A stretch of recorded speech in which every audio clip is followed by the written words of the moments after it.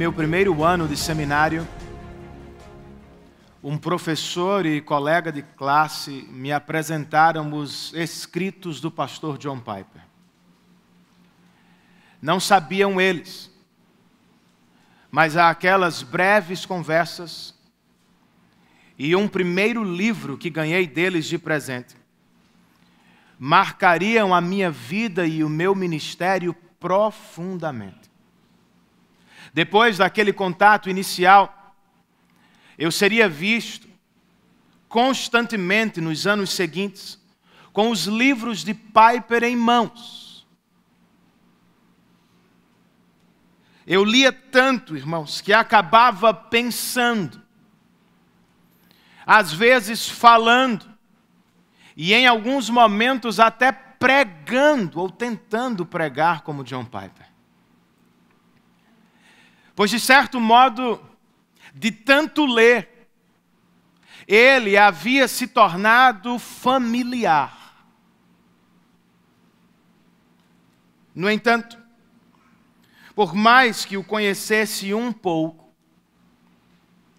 jamais podia me imaginar encontrando-o no mercado do bairro, ou cumprimentando-o à porta da igreja. John Piper estava, àquela época, e ainda está para mim, no presente, limitado às páginas inanimadas de seus muitos livros, ou aos vários vídeos de pregação que posso assistir na internet. Por mais que desejasse conhecê-lo pessoalmente, o mais perto que pude chegar foi na última semana, na Consciência Cristã, enquanto o ouvíamos com 10.000 pessoas. É o que temos para hoje. É assim que tem que ser. E graças a Deus por isso, irmãos.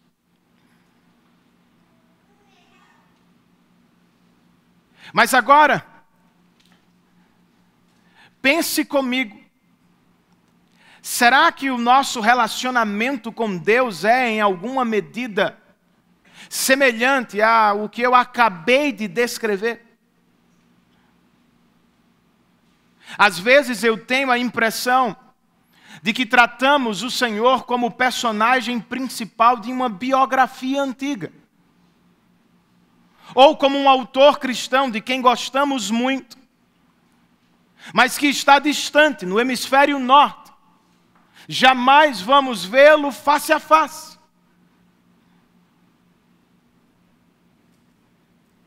Sabemos do que ele fez no passado, irmãos, mas não esperamos encontrá-lo no presente. Cantamos sobre Deus todos os domingos, mas em muitos momentos sem a expectativa santa de nos encontrarmos com Ele no culto. Não deveria ser assim, pois a Bíblia não é a história de um Deus distante, ausente ou morto. Jesus Cristo vive, irmãos, e reina para todo sempre. A Escritura nos apresenta um Deus que está perto. Fala de um Deus que age na história. De um Senhor soberano que, por misericórdia, irrompe no presente.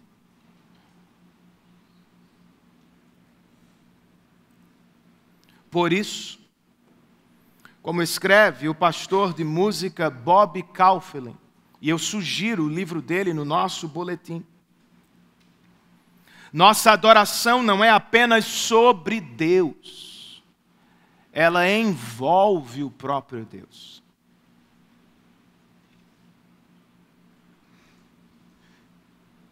Nossa adoração não é somente em relação a Deus ou para Deus. A adoração cristã é a maneira de nos encontrarmos com Ele. É o modo de nos acharmos em sua santa e majestosa presença. É sobre ela a santa e majestosa presença de Deus, que vamos ouvir na exposição deste capítulo de 1 Samuel. Como temos feito, vamos ler apenas um verso para abrir a exposição. Verso de número 20, que levanta a pergunta central do texto.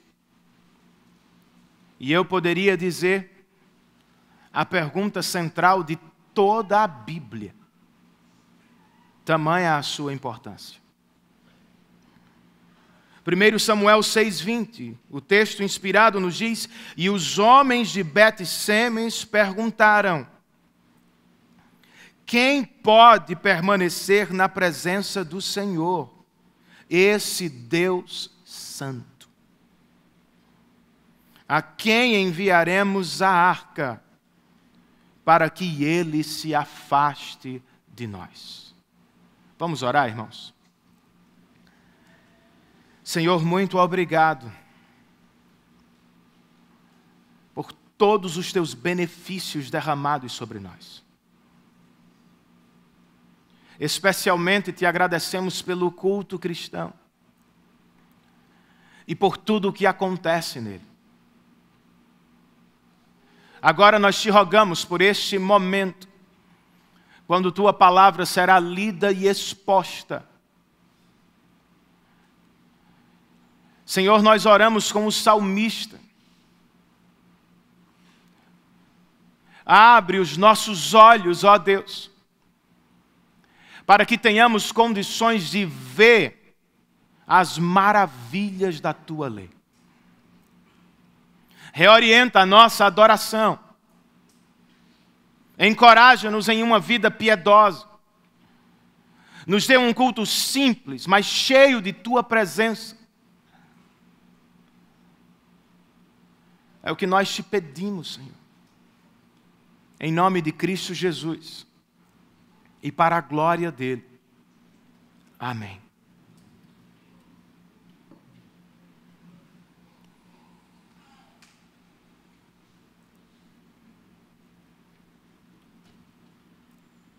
Entre os capítulos 4 e 7, irmãos, o autor sagrado parece ter usado um quiasmo.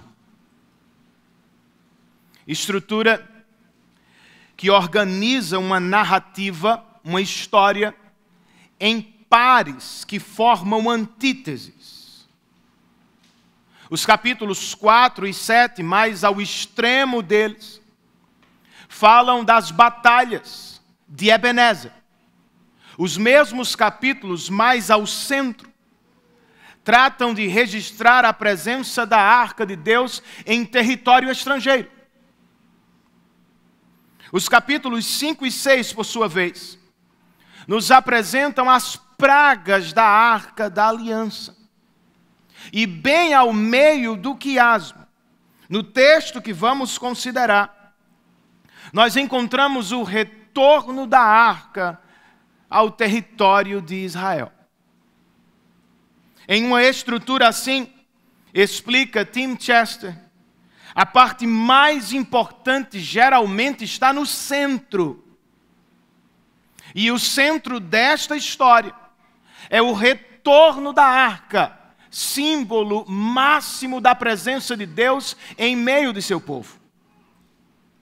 O mesmo comentarista continua: este é o momento chave do quiasmo.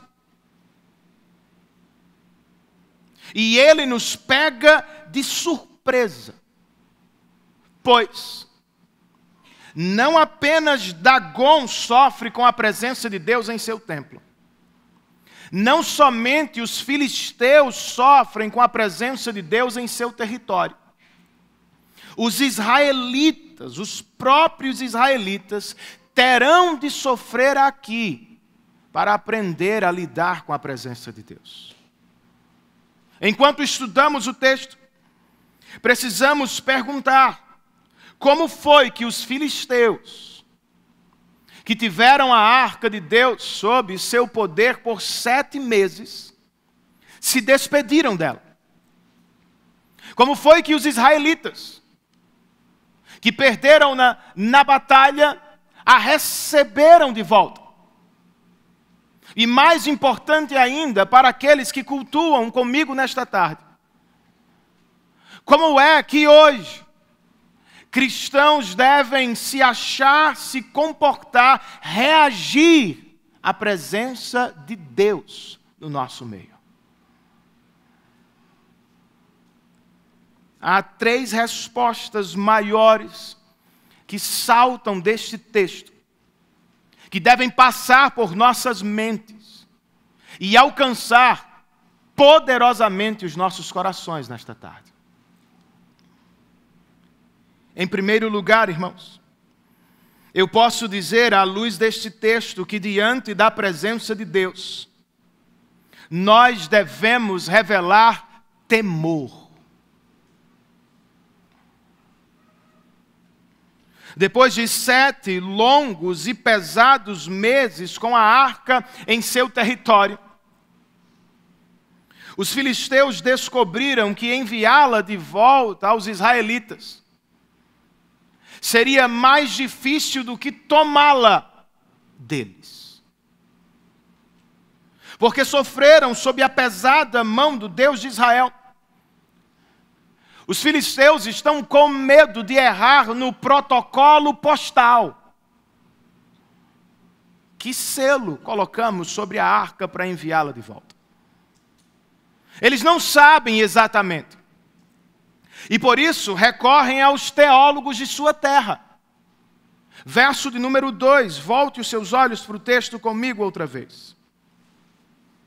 Os filisteus perguntam aos teólogos: o que faremos com a arca do Senhor? Digam-nos com o que devemos mandá-la de volta a seu lugar. Os sacerdotes responderam, verso 3: se vocês devolverem a arca do Deus de Israel, não mandem de volta só a arca, enviem também uma oferta pela culpa. Os filisteus indagam no verso 4, que oferta pela culpa devemos enviar-lhe? E eles respondem: 5 tumores de ouro e 5 ratos de ouro, de acordo com o número de governantes filisteus, porquanto a mesma praga atingiu vocês e todos os seus governantes. Façam imagens de tumores e de ratos que estão assolando o país e deem glória ao Deus de Israel. Talvez Ele alivie a sua mão de sobre vocês, seus deuses e sua terra. Por que ter o coração obstinado, como os egípcios e o faraó? Os israelitas provavelmente se esqueceram de sua história. Os filisteus não, irmãos. E por isso, temendo viver o que Deus fez com os egípcios, quando ouvem dos sacerdotes de sua terra, eles procedem imediatamente para enviar a arca de Israel de volta. Antes, porém, os sacerdotes propõem um teste final. Versos 7, 8 e 9. De acordo com eles, preparem uma carroça nova, com 2 vacas que deram cria, e sobre as quais nunca foi colocado jugo. Amarrem-nas à carroça, mas afastem delas os seus bezerros e ponham-nos no curral. Coloquem a arca do Senhor sobre a carroça e ponham numa caixa ao lado dos objetos de ouro que vocês estão lhe enviando como oferta pela culpa. Enviem a carroça e depois fiquem observando. Se ela for para o seu próprio território, na direção de Bet-Semes, então foi o Senhor quem trouxe essa grande desgraça sobre nós. Mas, se ela não for, então saberemos que não foi a sua mão que nos atingiu, e que isso aconteceu conosco por acaso. Esta é uma tentativa pagã de discernir a vontade de Deus. É um teste para descobrir a voz do Senhor. E ele é difícil. Os sacerdotes da Filístia querem que as vacas façam o que não lhes é natural. Elas devem deixar as suas crias no curral e devem seguir diretamente para a primeira cidade israelita que encontrarem. Eu acho que vem deste texto a expressão de um irmão sertanejo de nossa igreja. Às vezes, quando ele está passando por apuros, ele me diz: pastor, a vida não está fácil. Está de vaca desconhecer até o próprio bezerro. É o que acontece aqui, irmãos. É exatamente isso. No verso 12 nós lemos: então as vacas foram diretamente para Bet-Semes, mantendo-se na estrada e mugindo por todo o caminho. Não se desviaram nem para a direita, nem para a esquerda.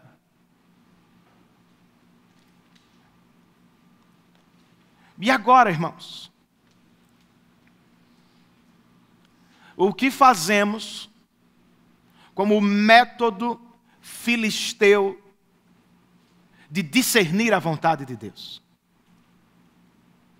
É assim também que devemos proceder enquanto cristãos? Testar Deus, pedir sinais ao Senhor. Deveríamos segui-los neste mesmo procedimento. De certo modo, irmãos, o texto está assim nos dizendo que Deus se acomodou à proposta dos filisteus. Mas note, em nenhum lugar o autor sagrado está nos incentivando a proceder da mesma forma. Quando diante de textos assim na Bíblia, nós precisamos de cuidado, irmãos. Pois o autor está descrevendo o que aconteceu, não nos doutrinando sobre como devemos proceder.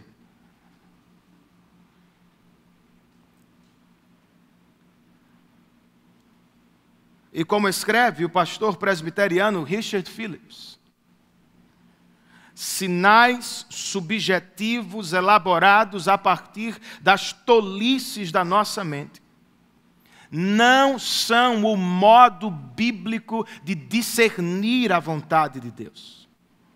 Em vez disso, escutem isso, eles nos convidam a divinizar as nossas próprias intuições. E às vezes acabam fornecendo ao Satanás uma oportunidade para nos enganar.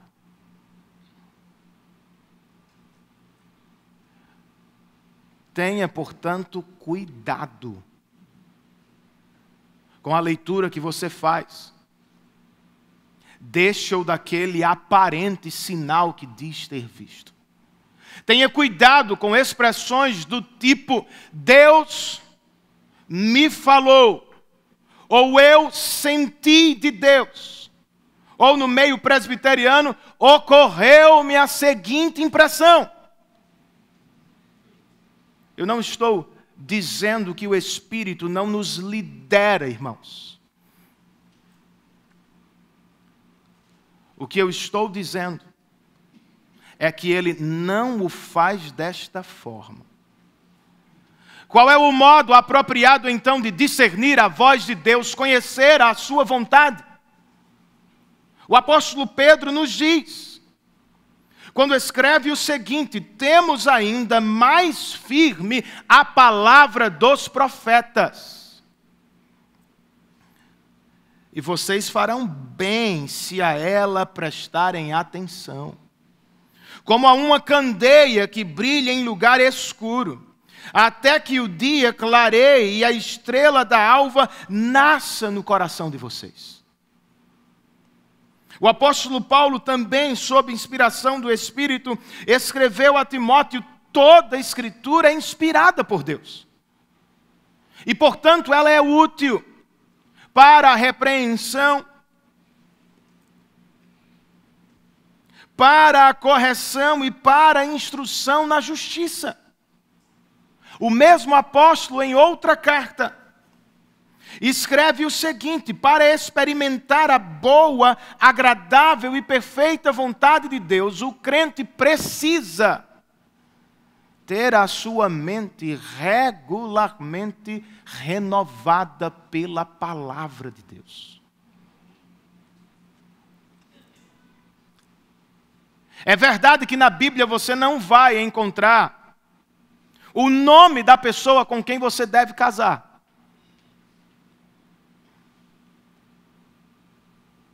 Você deve procurar pelo modelo da pessoa que Deus aprova. E assim deve ser com todas as decisões das nossas vidas. Quando estamos diante de possibilidades, deste ou daquele caminho, nós não podemos confiar, irmãos, apenas nas nossas intuições. Nós precisamos confiar na palavra de Deus. E à medida que a estudamos, é mais fácil ouvir um homem ou uma mulher que diz assim diz o Senhor, do que se dedicar ao estudo da palavra semanalmente, diariamente. E é por isso que muitos não se acostumam, não aprendem a ouvir a voz de Deus. Mas à medida que a ouvimos domingo após domingo, que a ouvimos manhã após manhã, pouco a pouco vamos nos acostumando, vamos nos enchendo de sua sabedoria. E à medida que os cabelos vão se tornando brancos, nós ganhamos maturidade e discernimento para dizer: este caminho glorificará mais a Deus do que aquele, mesmo que seja mais difícil. Este caminho atende melhor ao que Deus espera de mim no trabalho.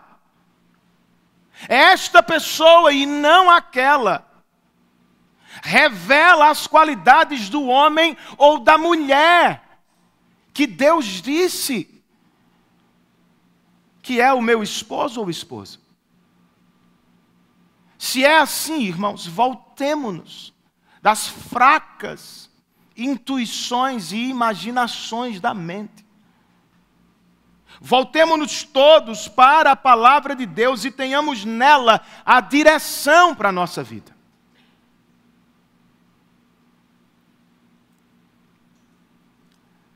Foi exatamente o que os filisteus não fizeram.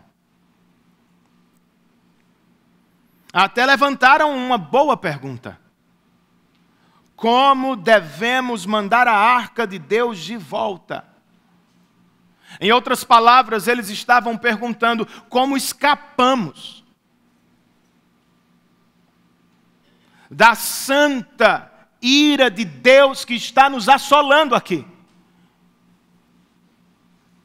Os seus sacerdotes até apontaram um caminho apropriado: oferta pela culpa. Eles sabiam, diferentemente de muitos cristãos, que havia um pecado contra a santidade de Deus. E que era a ira de Deus que os castigava por seus pecados. O problema deles, irmãos, é que erraram no tipo de oferta que escolheram entregar. Mas Renan, eram objetos de ouro. Aquela oferta custou aos filisteus caro, eu sei. Mas ela não era apropriada diante de Deus. Deus não aceita qualquer oferta, qualquer culto, por mais valioso que ele e ela seja aos seus olhos. Não é o homem que diz como quer ofertar. Não é o homem que escolhe como adorar. Não é o homem que estabelece o seu caminho de volta para Deus. É o Senhor, irmãos. Se os filisteus, em vez de procurar os seus sacerdotes, tivessem procurado os sacerdotes de Israel, muito provavelmente teriam descoberto que, de acordo com Levítico, a oferta apropriada pela culpa é um cordeiro sem defeito. Se os filisteus tivessem vivido na época de Isaías, quem sabe teriam tomado conhecimento sobre a realidade da oferta para a qual todos os animais apontavam. E se tivessem conhecido João Batista, poderiam ter ouvido dele enquanto apontava para Jesus. Aquele é o Cordeiro de Deus que tira o pecado do mundo. Infelizmente, irmãos, os filisteus não tinham a palavra. Graças a Deus, você a tem. Você pode ouvi-la. Pode saber qual é a oferta que Deus aceita. Escrevendo aos Romanos, o apóstolo Paulo nos diz que Deus ofereceu Jesus como sacrifício para a nossa propiciação. Cristo é a nossa oferta. Louvado seja o seu nome. Ele é a oferta apropriada para afastar a ira de Deus e para nos dar o perdão de pecados. Se Ele então é a oferta, irmãos, paremos. Pare você de tentar comprar Deus e o seu favor com a sua religião ou a prática de boas obras. Desista de tentar merecer, de conquistar a presença de Deus e as suas bênçãos. Não dê ouvidos às promessas meritórias dos falsos evangelhos que nos dizem a cada manhã: façam isso e vocês serão abençoados, façam aquilo e vocês serão salvos. Não, irmãos. Nossa oferta é Cristo Jesus para a glória de Deus e para a nossa salvação. Os filisteus reconheceram a urgência da situação. De novo, até fizeram uma oferta, mas não mensuraram o valor. O ouro e a prata não são nada diante da ofensa dos nossos pecados, irmãos. Nós pecamos contra um Deus infinitamente santo. Por isso nós precisamos de uma oferta infinitamente valiosa.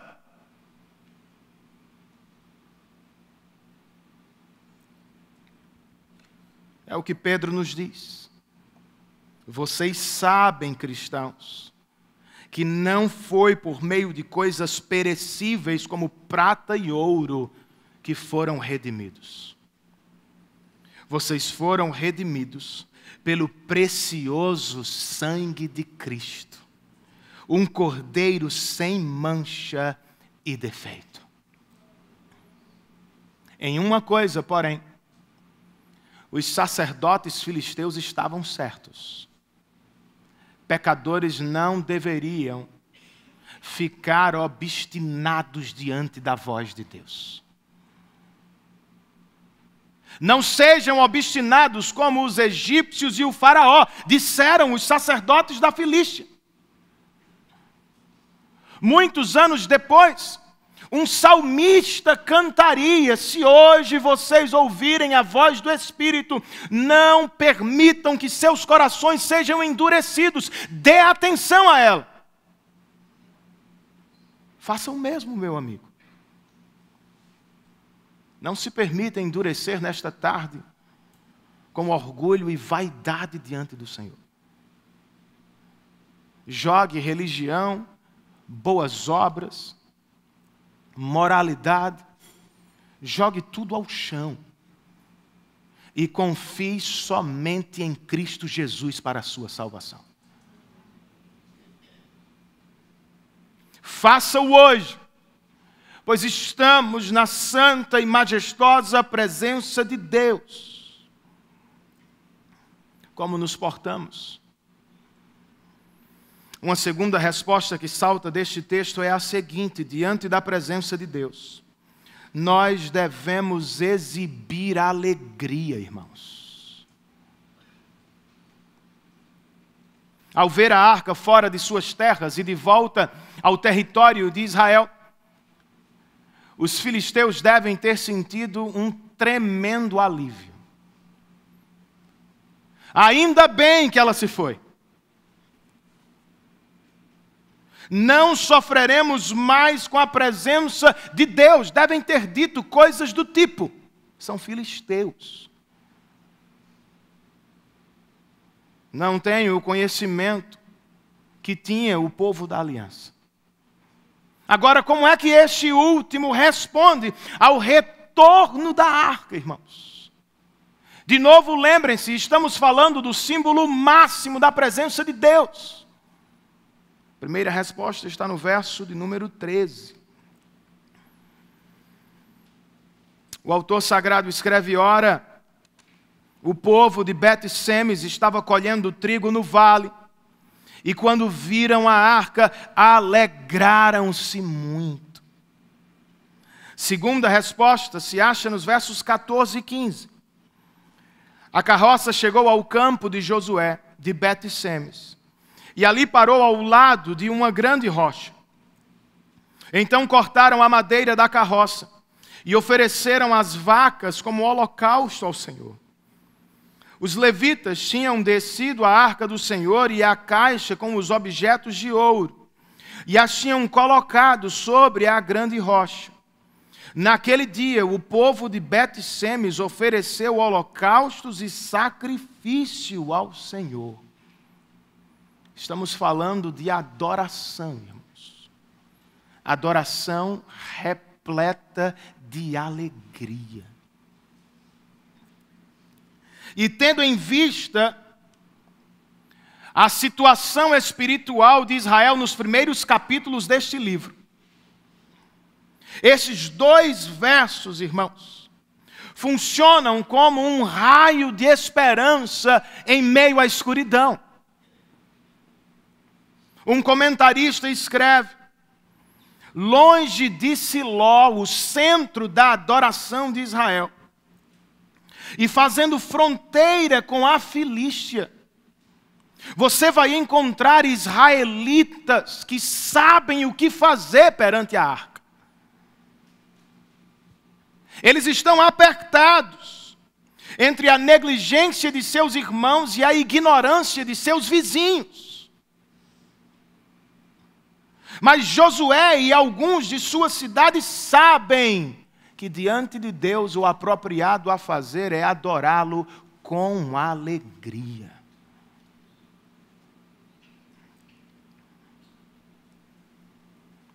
É o que alguns fizeram em Bet-Semes. Mas verdade seja dita, nem todos seguiram a adoração alegre. O verso 16 nos diz: os 5 governantes dos filisteus viram tudo isso e voltaram naquele mesmo dia a Ecrom. Ao final do verso 18, nós encontramos a grande rocha sobre a qual puseram a arca do Senhor. É até hoje uma testemunha no campo de Josué de Bet-Semes. Os filisteus levaram o tesouro que tinham, tumores e ratos de ouro, os colocaram em Israel. E quando o povo começou a adorar, eles voltaram para a Filístia, para a sua antiga vida.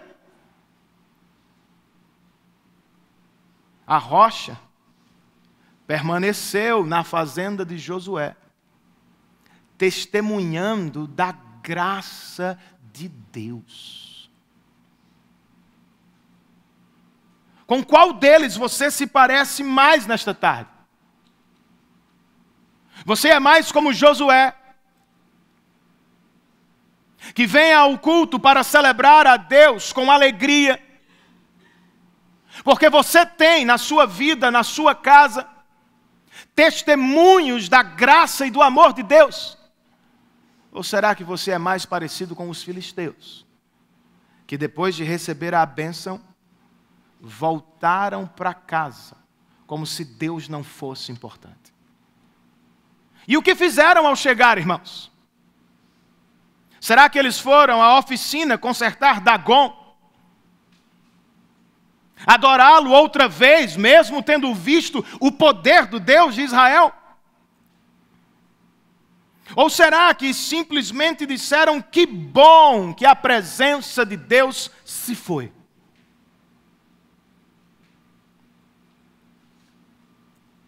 Não é assim que por vezes nós adoramos também, irmãos?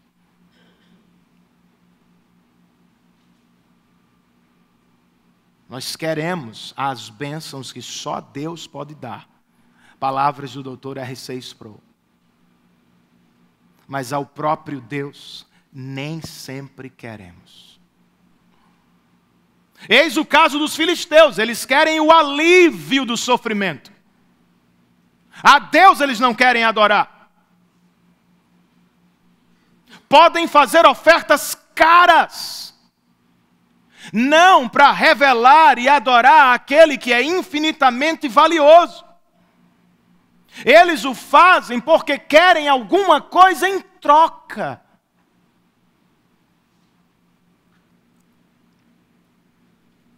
Se é assim que adora, pare e pense nesta tarde. A bênção que tanto quer receber, ao chegar, talvez não seja tão abençoada assim. Pois de que adiantaria ter todo o dinheiro do mundo e viver longe da glória de Deus? Ou ter família, trabalho e vida totalmente organizados, mas se eles o levam para longe da família do Senhor? Tenhamos cuidado, cristãos, com os nossos pedidos. E mais ainda, tenhamos cuidado com aquilo que adoramos. Temos ouvido repetidamente, ídolos são frágeis. Inevitavelmente se quebram. E quando acontece, eles quebram os nossos corações. Não é a adoração que Deus nos convoca a fazer, irmãos. Não devemos ser como os filisteus, que depois de receber as bênçãos se afastam de Deus. Precisamos seguir os poucos israelitas que adoram em Bet-Semes. Eles não o fazem com apatia. Eles não o fazem com indiferença. Eles adoram a Deus com alegria. Louvado seja o Senhor por isso, minha irmã. É assim que nós adoramos, irmãos, aos domingos? Presbiterianos também creem na presença do Espírito Santo no nosso meio. Você sabia? Deus está entre nós, meu amigo. O apóstolo Paulo declara: a igreja é a morada de Deus por seu Espírito. E em outro lugar, o mesmo apóstolo nos diz que Deus, o Espírito Santo, habita entre nós, tanto individual quanto coletivamente. Por isso ele pergunta: vocês não sabem que são o santuário de Deus? Não sabem que o Espírito habita em vocês?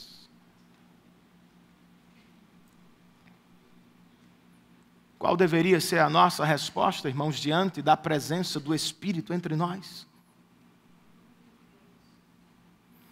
Eu sei que às vezes precisamos cantar músicas de lamento, eu sei.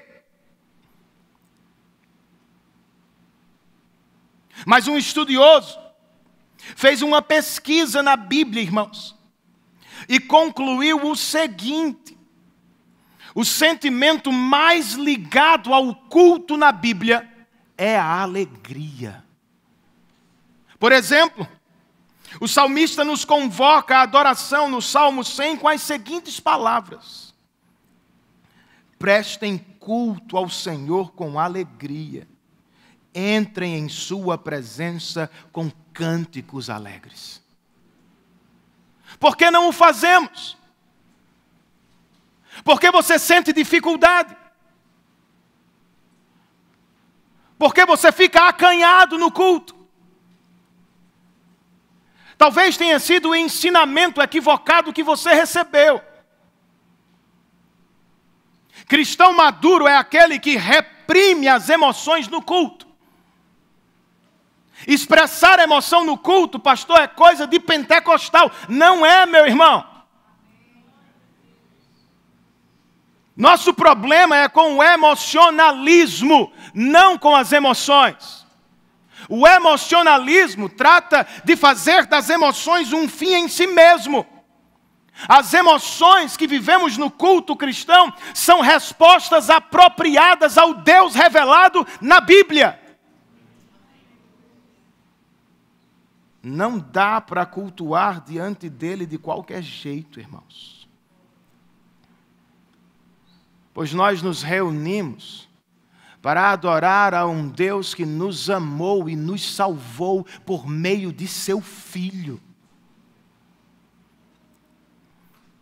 Então, mesmo que tenhamos muitas músicas, a maior de todas, a verdade que deve sempre estar presente em todas, é o que os teólogos chamam, à luz das Escrituras, de a canção da redenção. Esta música corre por todas as páginas da Bíblia. Suas primeiras notas são ouvidas em Êxodo 15. Quando Deus estende a sua poderosa mão para salvar os hebreus da escravidão do Egito. Se lembram disso? Suas últimas notas são ouvidas no Apocalipse, na sala do trono, no próprio céu, onde ao redor dele, santos anjos, homens e mulheres redimidos e toda a criação se juntam para adorar aquele que está assentado no trono e ao Cordeiro que se deu para a nossa salvação. Você se emociona com o gol do seu time. Eu não tenho tido essa emoção nos últimos dias. Você se emociona com a música do seu cantor favorito.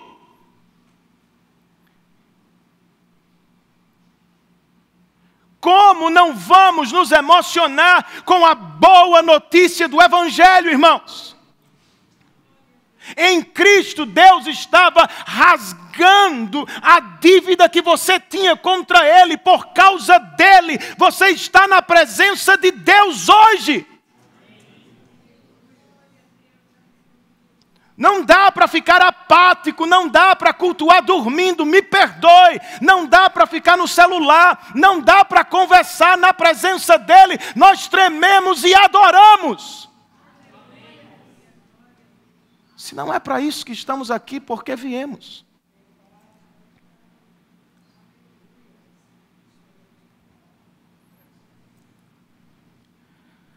Nós nos reunimos, irmãos, para, como igreja, testemunharmos diante dos convidados e dos nossos irmãos o poder transformador do Evangelho. E também nos reunimos para fortalecer o testemunho que vamos dar lá fora.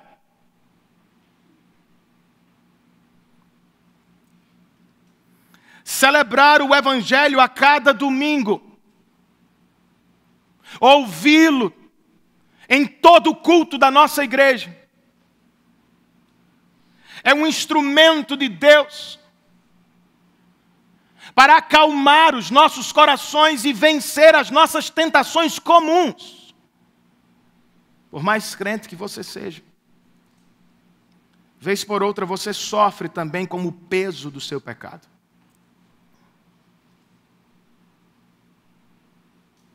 E por mais estrada que tenha, vez por outra você duvida do amor de Deus por você. Em meio ao sofrimento, por exemplo. Muito facilmente, irmãos, somos assaltados por nossas vitórias, conquistas e virtudes. Nos esquecemos da santidade de Deus e do alto preço que Ele mesmo pagou para a nossa salvação. Então cantamos o Evangelho. Ouvimos o Evangelho pregado. E o Espírito nos renova, nos fortalece e nos prepara a fim de que sejamos como a rocha de Josué, uma testemunha para a glória de Deus. Não somos um testemunho de força e poder humano. Não conquistamos a arca, a presença de Deus, pelos nossos braços, como os filisteus pensaram ter feito. Não. Nós somos como os israelitas de Bet-Semes. Nem sabíamos. E de repente ela apareceu na nossa vida. Eis um testemunho da glória, da graça de Deus. Uma última resposta, irmãos, que salta deste texto aos nossos corações é a seguinte: diante da presença de Deus, nós devemos ter reverência. Esse é um daqueles textos estranhos da Bíblia. Alguns cristãos amariam tirá-lo das Escrituras. Pois ele de fato nos assusta, irmãos. Alguns israelitas celebram alegremente na presença de Deus, outros morrem diante da mesma presença de Deus. É o que está registrado no verso 19.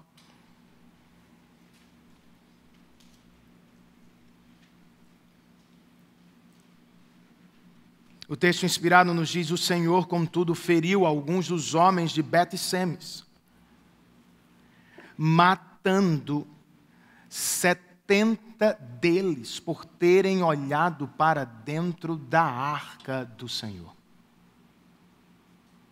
O que significa isso, irmãos? Por terem olhado para dentro da arca do Senhor.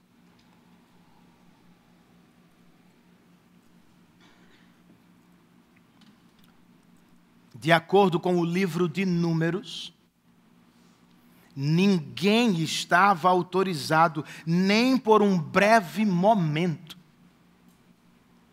a ver as coisas dentro da arca da aliança. Caso alguém o fizesse, morreria. Parece uma regra arbitrária, Renan. Não é, se Deus a fez. Com ela, Deus estava protegendo os pecadores de sua santa presença. Sem mediação, eles não poderiam estar diante de Deus. E uma das primeiras coisas que um sacerdote deveria aprender em Israel era guardar a arca, cobri-la, para que ninguém fitasse-a. Não é o que os levitas fizeram em Bet-Semes, irmãos. Ao contrário do que deveriam ter feito, eles a transformaram em uma atração. Nos campos de batalha tentaram usar a arca. Se lembram disso?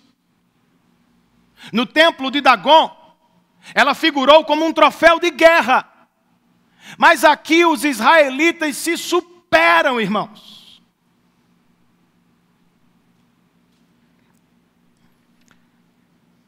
Eles resolveram transformar a arca, o símbolo da presença de Deus, em um espetáculo. Em um programa de entretenimento, para o qual as pessoas podiam subir de qualquer jeito, apenas para assistir, sem nenhuma preparação, sem nenhuma reverência, sem nenhum respeito pela lei do Senhor. Por isso, aquelas pessoas morreram. Eram israelitas.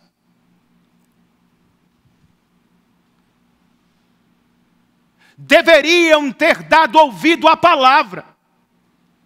Os levitas deveriam ter obedecido à voz de Deus, eram pastores. Não o fizeram. E pessoas morreram.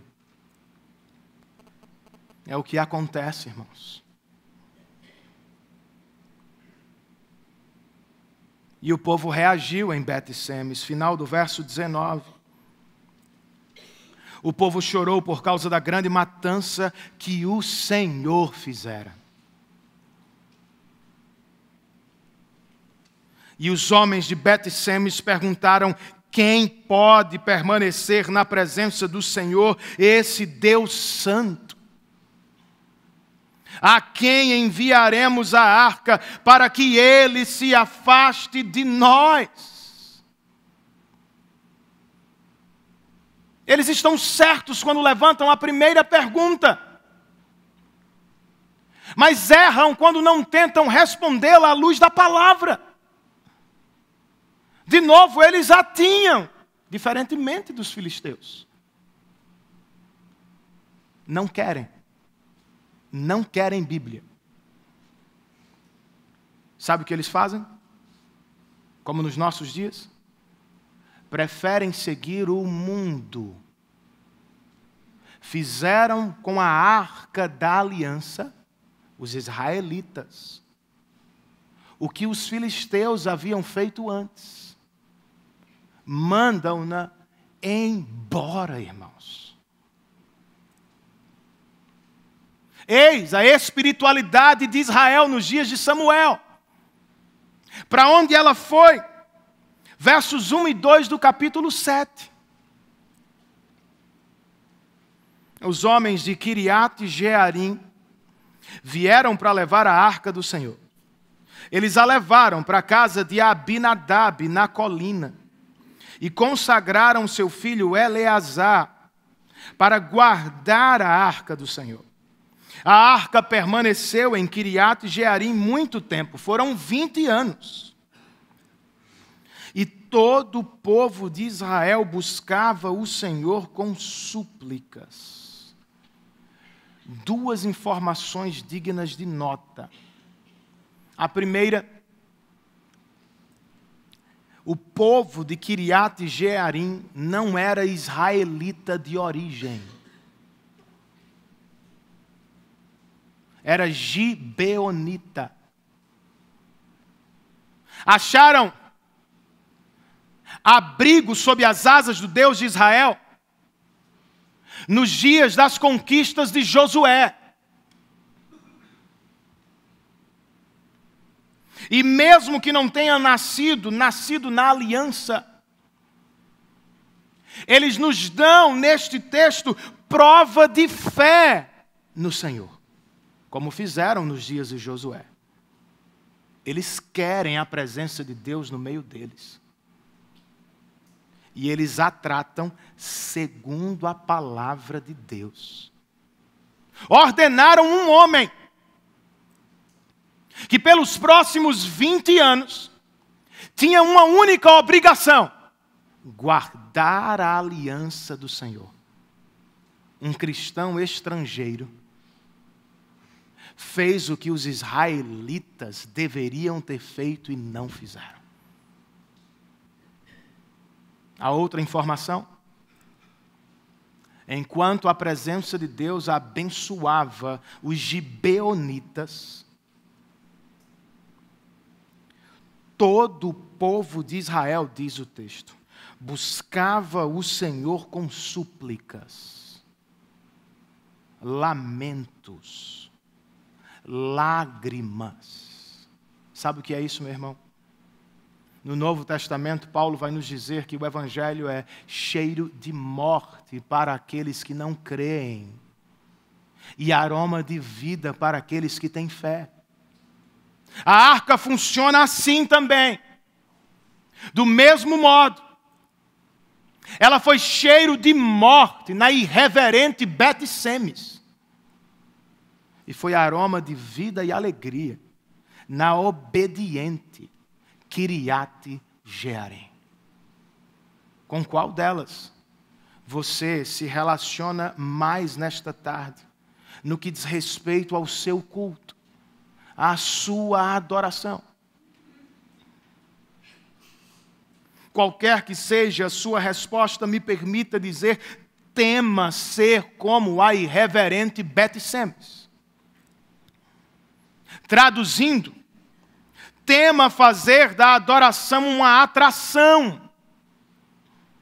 Tema confundir culto com entretenimento. Não é a mesma coisa.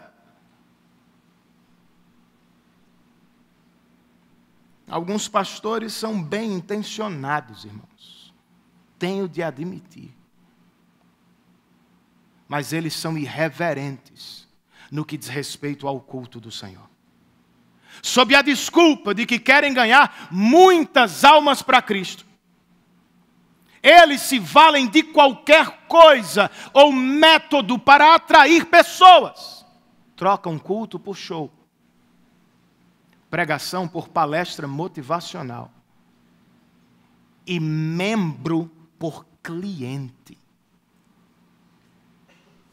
Quando preparando a liturgia do culto, pouco consultam a Bíblia, não querem saber o que ela fala acerca de culto. Procuram produtores de shows. Enquanto se preparam para supostamente pregar a palavra, gastam pouquíssimo tempo com o Senhor a sós lendo e estudando. Preferem técnicas mundanas, de palco, de teatro, de TV. Você acha mesmo que isso é agradável aos olhos do nosso Deus?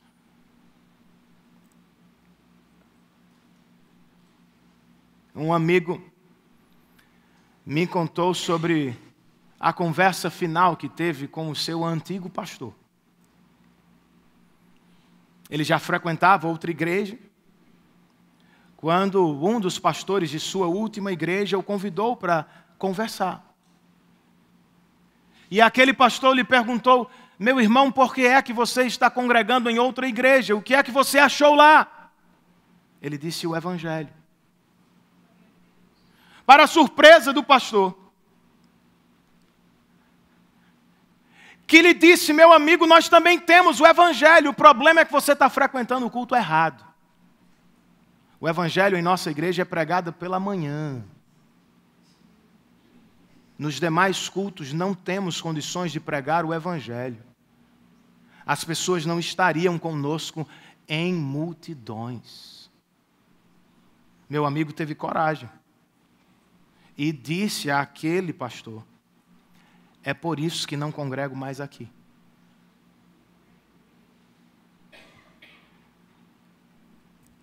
Em igrejas assim, pessoas sofrem, irmãos. Cristãos genuínos passam fome da palavra de Deus. Não cristãos podem até receber o que querem, mas sem o Evangelho vão continuar com fome de vida. E os pastores,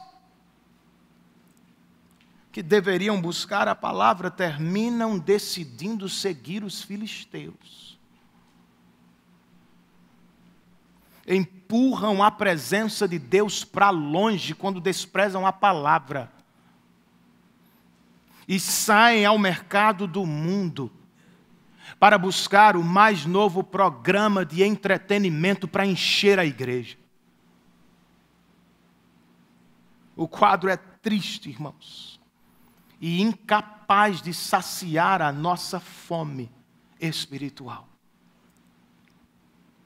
Por isso não é assim que adoramos. Não era assim que os estrangeiros de Quiriate e Jearim adoravam. Não importa se estamos na periferia das notícias do mundo evangélico. Se somos grandes ou pequenos, desconhecidos ou famosos, não importa, irmãos. O mais importante é que adoremos segundo a palavra. E que Deus esteja entre nós. Que falem de Siló, que se esqueçam de Quiriate e Jearim, mas que a presença do Senhor esteja no nosso meio. Não é melhor, irmãos? Mas já chegando ao fim desta mensagem, como respondemos à pergunta central do capítulo? Como é que homens e mulheres pecadores podem estar na presença de um Deus Santíssimo? Como é que desfrutamos de sua majestade, sendo quem somos? Será que é o louvor que nos leva à presença de Deus? Ou será que é o ministro de música com suas habilidades, performance, dom, talento? Claro que não, irmãos. Músicas e ministros devem nos lembrar sempre que foi Deus em Cristo que resolveu, por meio de seu Filho, nos levar de volta à sua presença. Isso é o que chamamos de presença mediada. E a própria Arca da Aliança apontava esse caminho. No topo dela estavam anjos santos, que olhavam para baixo, para dentro da arca, onde estavam as tábuas da lei de Deus que eu e você quebramos. Por isso ninguém pode estar na presença dele sem mediação. Mas havia outro elemento na arca, chamado de o trono da misericórdia. Era sobre ele que o sacerdote aspergia o sangue do cordeiro, como o propósito de expiar os pecados do povo, irmãos.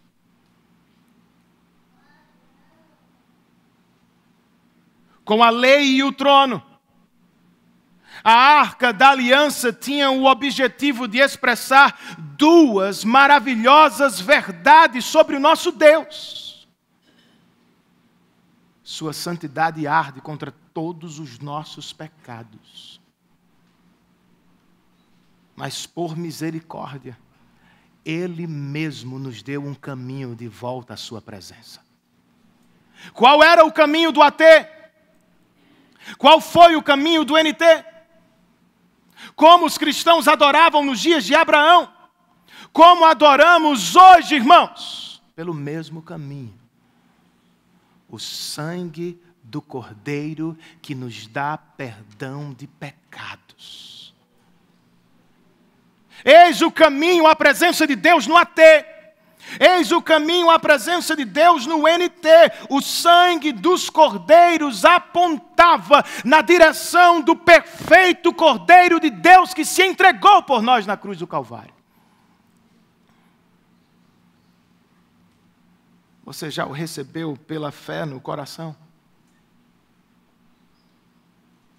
Perceba isso, meu irmão, ou amigo que me escuta nesta tarde. O fato de a arca ter sido acolhida por estrangeiros, gibeonitas, prova que qualquer um, até mesmo filisteus que confiam no sangue do Cordeiro, podem estar na presença de Deus. A pergunta é: você confia? Jesus não veio ao mundo, irmãos, apenas para nos dar um bom modelo ético. Cristianismo bíblico não é a mesma coisa que moralidade ou ética. Claro que temos isso. Jesus Cristo não veio ao mundo para se tornar conhecido como um herói da história. Ele veio ao mundo, irmãos, para morrer no nosso lugar diante de Deus como uma oferta. A oferta que Deus aceita quando derramou o seu sangue no trono, no Calvário. Ele estava cobrindo você, cobrindo a mim, escondendo-o nele, de modo que a ira de Deus que deveria cair eternamente sobre você, caiu toda e de uma vez sobre ele.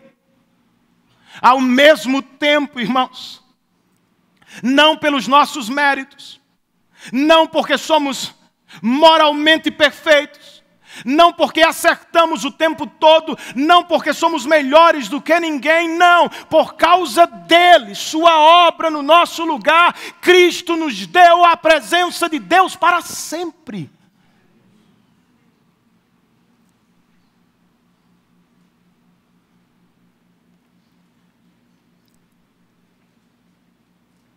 Antes de Cristo, fugíamos com medo do Senhor, como fez Adão no Éden. Depois de fé em Cristo, ainda pecadores, nós corremos para Deus com ousadia e confiança, diz o autor de Hebreus. Por que você não faz o mesmo nesta tarde? Não empurre a questão para depois. Não faça como os israelitas de Bet-Semes. Resolva nesta tarde. Aceite a oferta que Deus propôs em Cristo para a sua salvação. Esse foi alto.